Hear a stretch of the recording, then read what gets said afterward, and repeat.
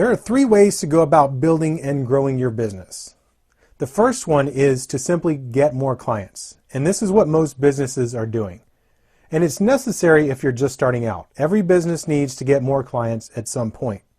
The problem is, prospecting and getting clients can get expensive.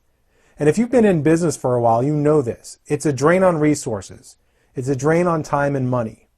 The second method of growing your business is to increase your revenue.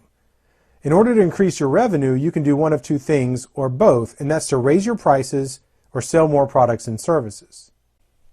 The third and most effective way to build and grow your business is to increase the frequency that your customer buys from you, and that is customer retention. And I can hear some people now saying something like, but I'm strictly a wedding photographer. My clients only buy from me once and then they're gone, and then they don't purchase from me a second time. And while that might be true, that's looking at the situation from too narrow of a position. Does the bride have friends and family that will be getting married down the road? Does the groom have friends and family that will be getting married? You have to look at your customer's network and not just the customer his or herself when trying to understand purchase frequency. Step outside literal and traditional definitions and ideas when it comes to the definition of a returning customer. Continuity is all about retaining your customer and making a customer for life. Let's talk about attrition. Attrition is a dirty word. Attrition just means that your customer base is dwindling in size. It means you're losing customers, and that is something you don't want. Businesses spend an incredible amount of money to attract target customers, but quite often they don't do enough, if anything, to retain them. And in many cases, they simply forget about them, never to think about them again. And if they do think about them, it's because the customer has some sort of problem with the product or service, and then they forget about them. In a lot of cases, photographers don't really follow up with their customers after the photo session, other than to try to deliver the photos or to sell them prints. Very few photographers solicit information to see if the customer was satisfied with how the photo session went or if there were any problems. They usually don't ask for feedback. They assume that if anything went wrong or even if anything went right, the customer will tell them, and they're wrong. Most customers won't tell you how it went unless you ask. Now, there are vocal people out there that will tell you when something's wrong, but they are in the minority.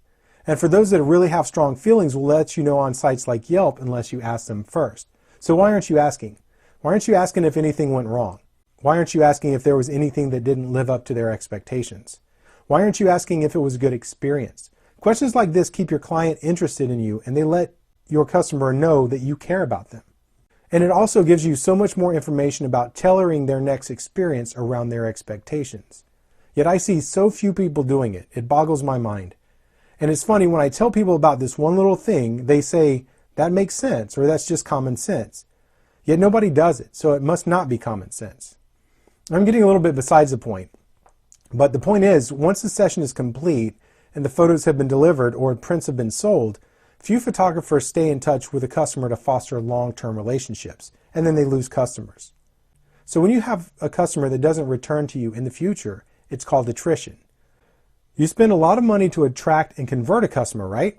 But it costs very little money to keep a customer and have them return to you time after time.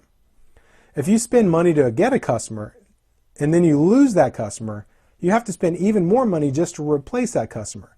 Doesn't it make sense to spend less money to keep a customer? So how do you prevent attrition? It's simple. Keep your customers happy. Keep them interested. And most importantly, consistently deliver value to them before and after you make the sale. The key concept here is deliver value. And I think you may have realized that it's the underlying concept for successful marketing. Now, while there's no foolproof way to retain a customer 100% of the time, this formula pretty much works. People move away, people no longer need photography for whatever reason. You'll most likely never have a 100% retention rate, but that's no reason not to try. It all happens before the sale. You have to set and manage their expectations.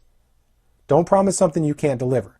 If they want something that you can't deliver, kindly refer them to someone who can deliver.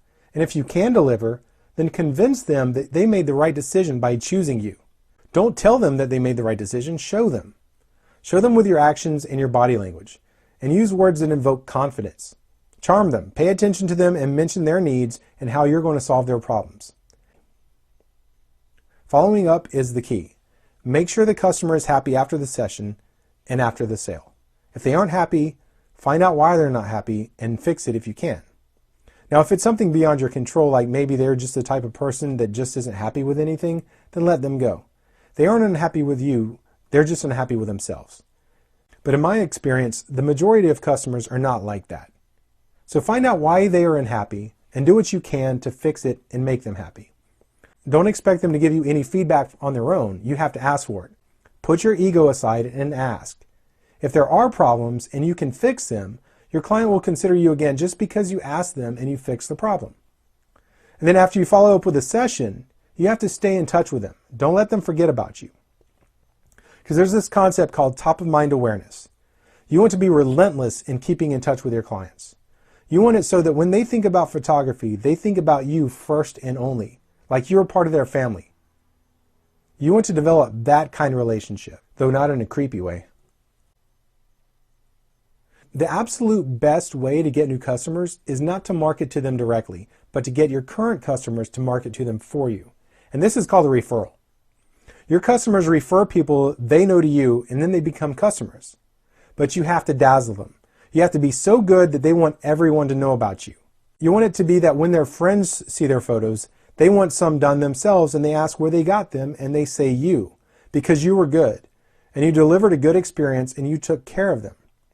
But you won't always automatically get a referral. Sometimes you have to guide your customers to refer for you. So how can you guide them? By delivering exceptional service even after the session and the sale is done. Send them a thank you letter immediately after the session. Mail it to them the old-fashioned way, in the mail, like where the mailman puts it in your mailbox outside your house. But here's the thing, don't type it up and print out some form letter that's pre-formatted with generic text. Write it out by hand on some really nice stationery and personalize it for each specific customer. Here's a general idea of what you want in your letter. Remember now, this is still part of your marketing, so don't lose sight of your message. You want to acknowledge the fact that your client had a choice and that they chose you. This helps eliminate any buyer's remorse and reinforces in their mind that they indeed made the right choice.